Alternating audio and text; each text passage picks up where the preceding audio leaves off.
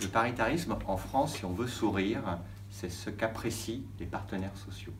Si on ne veut pas sourire, si on veut être sérieux, le paritarisme, c'est un élément crucial d'organisation du système de protection sociale à la française, dont ont la responsabilité les partenaires sociaux, c'est-à-dire d'un côté le patronat, de l'autre les syndicats d'employés.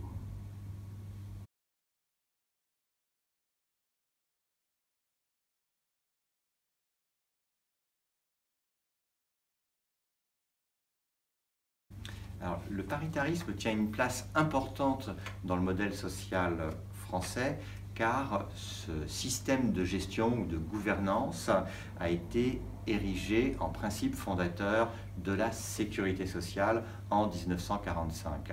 Ce n'était pas exactement le paritarisme pur, mais l'idée était de confier la gestion de la protection sociale aux assurés sociaux par l'intermédiaire de leurs représentants. Il n'y a pas une parité parfaite entre le patronat et les syndicats au tout départ, mais c'était une protection sociale organisée par les pairs et pas par l'État.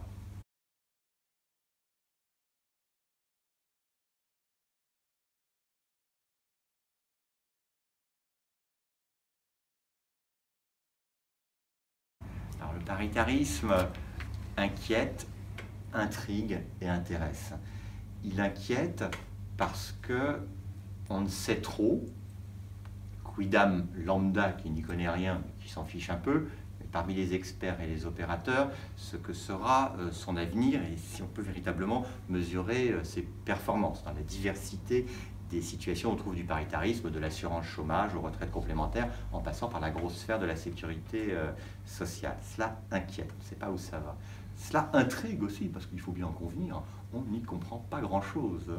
Les experts se battent en nomenclature et en chiffres, mais le citoyen lambda qui est concerné, lui, n'y comprend rien. Il inquiète, il intrigue et il intéresse. Il intéresse également, car si le paritarisme, c'est l'ensemble de la protection sociale, c'est 700 milliards d'euros et 33 points de PIB, si le paritarisme, c'est ce que l'on restreint au paritarisme de gestion, c'est tout de même plus de 100 milliards d'euros. Donc ça intéresse, car c'est véritablement au cœur de la machine à vapeur de notre système de protection sociale.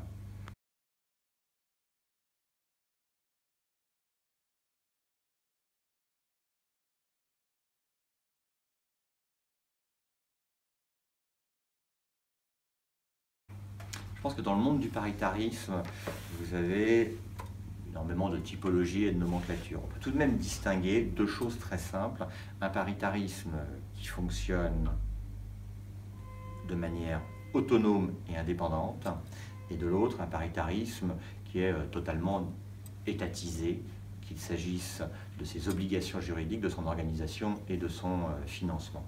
Une clé pour l'avenir du paritarisme, c'est tout de même de bien distinguer ce qui est de la pleine et entière responsabilité, de la pleine et entière compétence des partenaires sociaux, qui doivent demeurer indépendants, et de l'autre, ce qui est désormais étatisé, ou ce qui peut, à l'avenir, passer sous le giron de l'État. C'est une distinction fondamentale. Là où les partenaires sociaux sont efficaces, c'est là où ils sont autonomes. Là où les partenaires sociaux sont en situation problématique, c'est quand ils sont sous trop grande dépendance de l'État.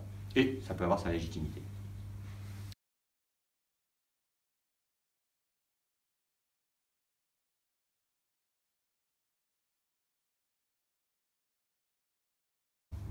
Le paritarisme est né au XXe siècle et il incarne un modèle social du XXe siècle, d'une économie industrielle avec des salariés de classe moyenne accédant à la protection sociale, à la sécurité sociale, à la propriété, etc. etc.